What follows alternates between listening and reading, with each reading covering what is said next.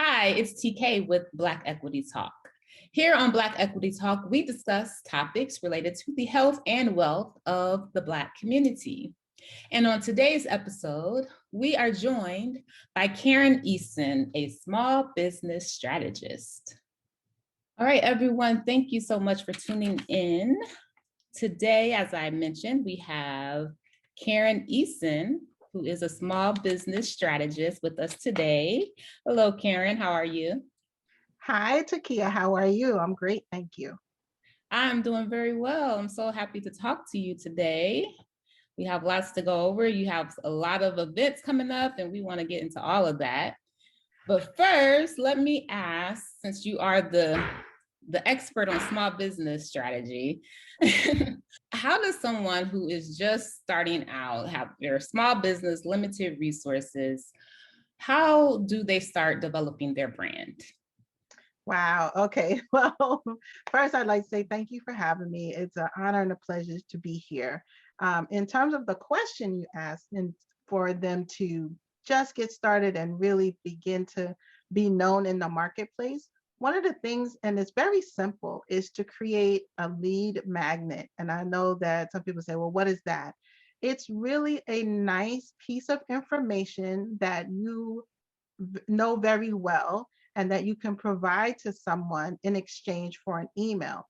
So one of the things you want to do is start to grow your email list and customer base or potential customer base so that they can get to know you, you can build relationship while you are putting in place all of the fundamental pieces of your business. So that's probably one of the best ways to get started, and it's low to no cost and it has a high reward. That is excellent. I love that. And I actually was thinking, some people I see start doing those sorts of things, with getting their name out there and starting social media and just becoming, known for something. And then others tend to start the business first and then try to build customers. So what is the best way to do that? Well, I'm going to say that there's no best way. There are what we might say recommended ways, and it really goes hand in hand. You want to start marketing and building your recognition in the marketplace using social media for sure, because social media is free and that's one of the best ways. Also publicity, getting your name out there in the local papers and online while you are building your business and going after customers. It's not one or the other. You should do things in tandem, because how are your customers going to find you if you're not talking about what you do and who you serve? And then you need to be able to provide them something. Right. Definitely. And I can see, it really working, having benefits of doing it both ways, either having something to give to the customer, or depending on what the product is, you may need to build up customers first before you can spend money on producing products that you may not be able to sell. Right. Well, here's the thing. And what I found that when I'm working with clients is that most people start a business out of passion and drive, and they don't plan. They don't sit down, and it doesn't have to be a long plan, but you should have a short plan, maybe a one pager that talks about some of the strategies you'll use to find customers. A lot of people just start the business and then they're saying, oh, well, where are my customers at? I don't know where they are. How do I find them?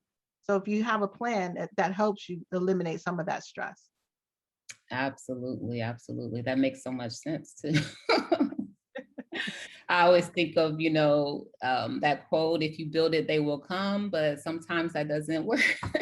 Yeah. I don't know who created that lie, but it's not true. I don't know either, but I've heard it so many times. There's another quote that I hear, and you mentioned it too, that find what your passion is and do what you love, and then find a way to monetize it and generate income through that. Why is that not really the best strategy? Well, that kind of goes along with the build it and they will come. I mean, and number one is just because you're passionate about it doesn't mean you're good at it. Mm, So, I mean, I'm passionate about singing. I can carry a tune and I sing in a choir, but I'm no Aretha Franklin, right? So, um, doing things out of your passion is great, but it needs to coincide with your purpose, your values, your vision, your mission. There's a lot more that needs to go into what you're going to eventually monetize. And most people give it all away for free in the beginning anyway. And then, to be honest, you start a business, and most people, their business doesn't remain what they first started because it grows, it morphs, and people pivot. So it's really more critical to work on what I call your two-time MVP, your mission, your vision, your values, your purpose, your passion, and your mindset. Right? You work all of that out, and that becomes part of what allows you to know where you're really going to focus. all right. So your mission, your vision, your passion, and your mindset. Yeah, so I'll say it the other way because I Okay. did say I'm out of order. So I Okay. call it the two-time MVP. So it's mission and mindset, vision and values, passion and purpose. And Oh, then you want to add monetization to that, that would make three M's, right? right. But if we stick with the MVP formula, then you can craft a business that you love and that will pay you because you're solving the problems of the people rather than doing what you love. And you don't know if somebody actually wants that. Right. And you mentioned businesses change forms through from their beginning throughout their life cycle, and I just thought about Amazon. That was the first thing that came to my head because that, I for some reason I think that started off as like a eBay type, like a book company or something. Started Right. with selling books, and now they're just this huge company that's surpassed everybody in their industry. So yeah, he definitely was able to capitalize off the Right, because as you grow, your business grows, right? Your business can only grow as much as your mindset and your belief system allows. So he had to believe that in the first level of his business, which was online book mhm, retail sales, right? And he was in competition with Barnes and Noble, which was the giant in the industry at that point. And mhm, now look what's happened. They have now been dwarfed by Amazon. Amazon is huge, and they've taken their model, they proved it, and then they were able to expand on it. And if you listen to him talk, he's basically said, Jeff Bezos basically says that while they're successful, they're not successful because there's X number of billions of people in this world, and he wants to have everyone as his customer. wow. So he's got big vision and big dreams, but hmm he's making inroads in that. I mean, obviously, right? Yes, absolutely. If everyone can be at Amazon, huh? So let's talk about your conference. You have a conference coming up, and I signed up for it. I'm very excited about it. Can you talk about that? Yes. So I'm excited. It is called the Confidently Thriving Entrepreneur virtual event, and I have curated 21 industry experts, men and women, who are crushing the game across all aspects. And so, what we do is we talk about things that are important to being confident as an entrepreneur, thriving as an entrepreneur, increasing your impact in this world, and your income. So, you're really going to learn some keys to the success and building confidence. It is awesome. The nuggets that everyone drops, and it covers all areas because the goal is to support the individual, the entrepreneur, with mindset and health. Because if you're not around, you can't deliver in your business. And then also to support solid business practices that can help you move the needle in your business. And so I'm excited. It launches on the April 26th, and it's going to be my favorite word, fire. Yes, I am so excited. And your energy about it is really just pumping me up. So I can't wait for this. So can you tell the audience I'll put it in the description as well, but can you just tell them how to sign up for it? Sure, absolutely. And so I just want to add that you're going to find out how to bankroll your business with business credit. You're going to find out about building your brand, becoming a speaker, mindset, health, how to get more energy. I mean, listen, it is awesome. And so, how to sign up and join us for this event is you would go to bit.ly bit.ly/ I never know which one that is, forward or back, whatever. Y'all know the slash. And then it's My Confident Biz, MyConfidentBiz. So bit.ly/ My Confident Biz. And there you have it. And you'll be able to join us, and we're going to have so much fun. That is so awesome. Is this something that you've done every year? Or is this the first time that you're holding this? Actually, this is the inaugural event. All right. And I will be doing more series. So Confidently Thriving Entrepreneur is a series that I will continue to do probably a few times out of the year. I will be doing other events that help people who have chronic illness while they're trying to build a business, alongside some maybe more focused things, maybe on building your list or business strategy. So there will be a lot more events coming, and we'll be launching podcast material as well. But the great thing about this event is that it's the launch pad to help people to really hone in. Like, this is no holds barred. If you see my energy now, this is the energy I have on my interviews. We don't sugarcoat it. We don't give you fluff. It is pure, unadulterated information that you will be able to use and digest to figure out how you're going to move the needle forward. Awesome. And does it matter if they're selling a product or a service, or anyone can benefit from this? It's just about yourself as a leader and your entrepreneur skills. Right. So it is not dependent on whether you have a product or service-based business. It is information that can be used across the board. A lot of it does deal with personal leadership, self-leadership in terms of the entrepreneur side. But then there are, again, best practices, how to build a brand, for instance. We just chatted about that briefly, but I have a couple of experts on there that's going to talk about ways to get yourself out there so that you can book events and get paid. Yes. And that's what we're here for. We're in the business. We're not a nonprofit, right? We're in the business for profit.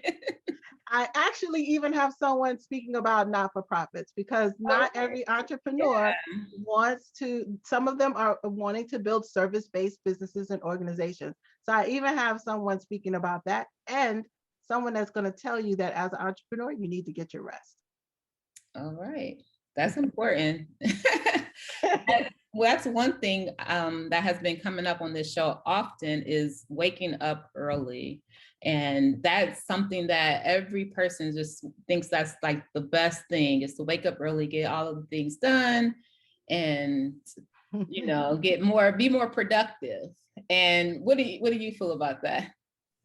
Okay, well, my personal opinion is no, because I'm not a morning person. But I do believe that there are hours, and you need to determine what, I call it your contract with yourself, your family, and your business. So what is it that works best for you, right? And when do you work best? You need to know how you best work. So if I work better early in the morning, then yes, that's something that I should do. But if I'm a night owl, which I am, so I will, let's say, wake up at 10 or 11, and then I'm up until 11 or 12 or 2. But you will hear on my event, I have some people speaking to that, and they basically have told me I need to go to bed a little earlier.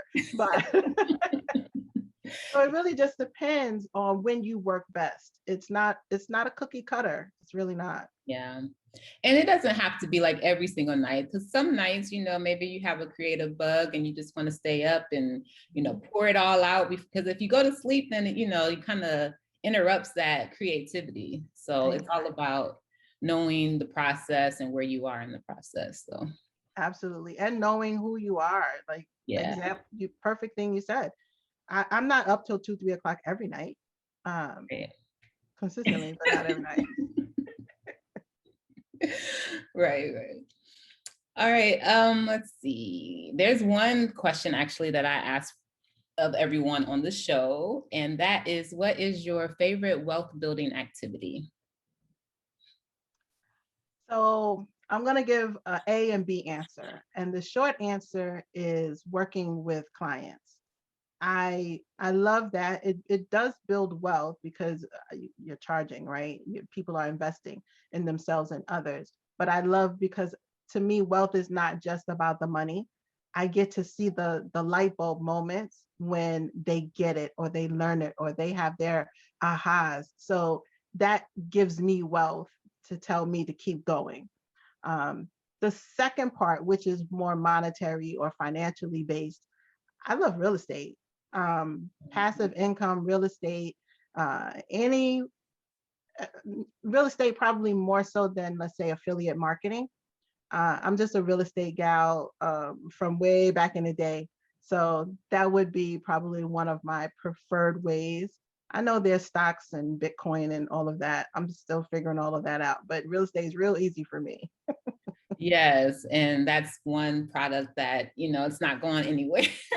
Hopefully, it's not going to sink or fall off.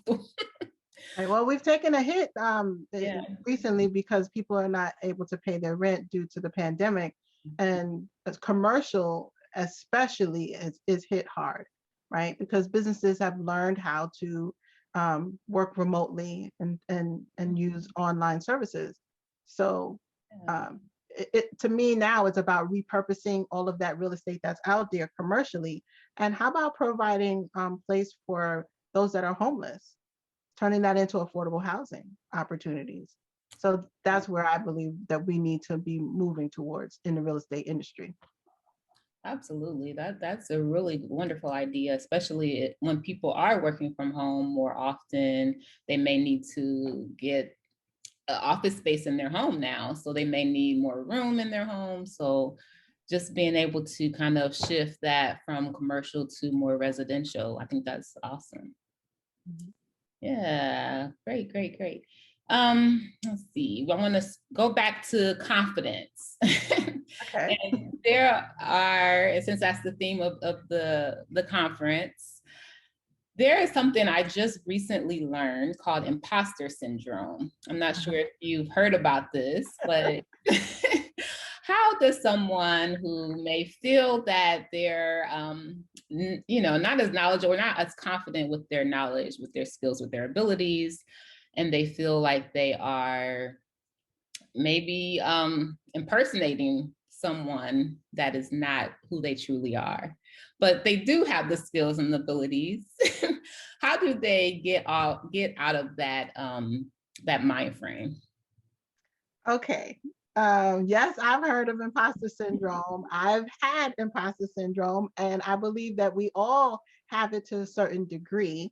But there are ways to manage it. And so we call it the internal terrorist, the inner critic, whatever you want to call it. It's all the same thing. It's based on being authentically you and understanding what you do great. So there are a few ways that you can address that. So one is, I call it a brag binder, right? Create a list or a binder of all the awesomeness you've ever done, right? Whether all the things that people have said, oh, thank you so much, I can't believe it, oh, how you helped me.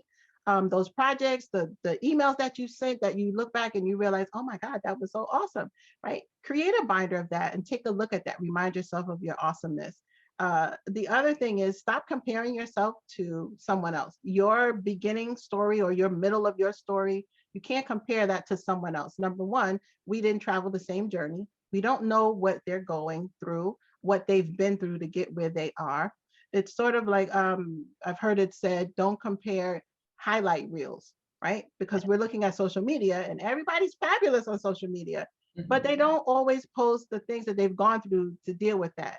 And you may not want to pay the price that they have, right? So stop comparing yourself. The Bible says the comparison is the thief of joy, right? So we have to remind ourselves of that all the time. Don't compare. And then lastly, look at who you are and what you do well, right? It is important that we understand that we love ourselves and value our contribution. You do a good work. I promise you, everyone out there, you do an amazing work, and you just need to celebrate the fact that you do, and and give yourself grace. Do not allow yourself to be so critical, holding yourself to such high standards. It's great to have standards, but ask yourself this: is this the same standard I would hold someone else to at this in the same situation? Probably the answer is no. So give yourself grace, allow yourself to grow, and don't be afraid to first attempt in learning. So failing is first attempt in learning. It is a process, it is a journey. And if you keep those things in mind, guess what? Your imposter syndrome will shrink down to the little teeny tiny thing. Yes, that's some great advice. It's not about just eliminating it. It's just about making it something that's not a big thing, not the big focus. Your focus is on where you are in your journey. Yep. Yeah. Keep the focus on yourself. They say if you are a runner, they say that runners are not in competition. Runners run their own race. Yeah. Even though they're all in the same race together, they're running to beat their own time from whenever they ran last, right? Mm-hmm. So if we keep that in mind, we are runners in our own race, and we are running alongside others. Right, right. That's perfect. Soundbite. Oh, this has been really excellent. I am just so excited about this conference. You just don't know. Like, I am more excited than I was when I first found your page. So I am just so happy that you had the time to come here and talk to the audience about your conference. And is there anything else that you would like to tell us about, maybe your social media or any other products that you have? So I can be found on all social media: LinkedIn, Twitter, Instagram, and Facebook at the Karen Eason, TheKareneAson. So I can be found on all matters of social media. And you can reach out to me if you're looking to find strategy, if you're looking to clarify the steps that you need to take in your strategic plan to build your business, to move it to the next level. If you want to simplify the action steps, if you don't want to learn and read 1,000 books and go to buy a whole bunch of courses, and you want to simplify the exact things you need to do, and you want to magnify your message in the marketplace and your momentum, then you would reach out to me and we can have a conversation. Because you all are coming as guests of the TK show, I will give you information where you can book a strategy call at no additional charge. So I actually will waive the fee just for your members. I will do that. Awesome, awesome. So I hope everyone jumps on that, because there is something you can definitely learn. You don't want to waste a lot of time.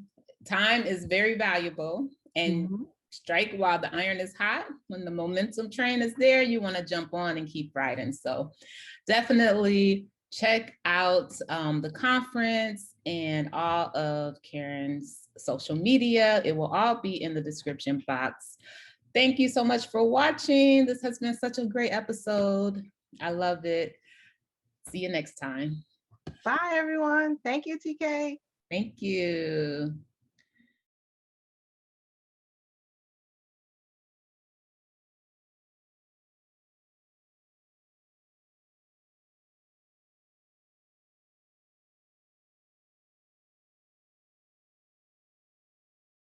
This conference is fire. I mean, the nuggets that are dropped, and I just chit chat with folks. Same way we're doing it. I'm very laid back, non-formal. I could be, very formal, but it's just not fun. I want, business doesn't have to be boring. It can be fun, and we can have a great time and still learn and then implement And it's a lot of depth of information in terms of mindset, leadership, health, um, uh, business tips and fundamentals. Like I said, it's just a little bit of everything. I even have someone who's going to talk to you about how you can get contracts in, when they say, a $37 billion industry, Mm, how to get corporate contracts. Like I have people that cover money mindset. It's, I mean, literally. wow. They don't want to talk about their business. And I'm like, what's wrong with you?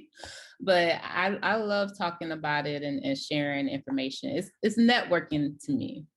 It has to be, and that's where the paradigm shift needs to occur, especially when we talk about people of color, because for so long we've been, everything stays in our house. This stays over here. You don't Yeah. talk about anything, right? And what we now need to know is that the way that you go farther is by working with others. Even if we do the exact same thing, you know, the scripture says what God has for you is for you, right? Mhm. It's not, what he has for you is for you. I can't come and take it away, and vice versa. And Right. at the end of the day, our ideal clients and customers, they're going to hearken to our voice, Mm-hmm. because we can't reach everybody, right? So it's really not a big deal. It is about, and that's that scarcity mentality. And we really have to educate against that, share information against that there's no such thing as scarcity. There's X billion of people on this planet, Right. right? Yeah. And you and I can go see the same movie, and you like the movie and I hate it, or vice versa. It's Mhm. the same thing with potential clients. And Right. so at the end of the day, there really is enough to go around for everyone. And the only way you're going to get them is if you talk about your business. Yeah. Right. Exactly. That is so true. Wow. I might have to put that in the video too. I'll put the other on the end, like this was behind the scenes.